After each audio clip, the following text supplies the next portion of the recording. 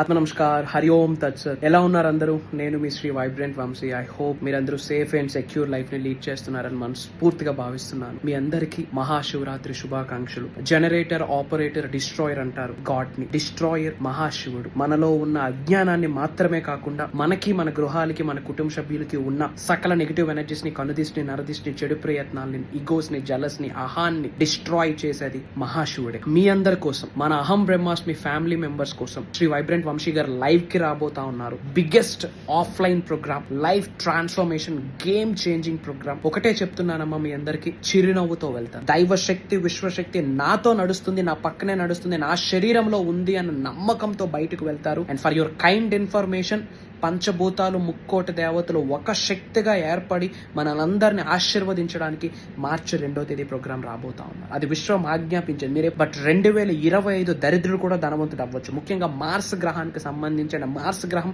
శివుడికి సంబంధించింది.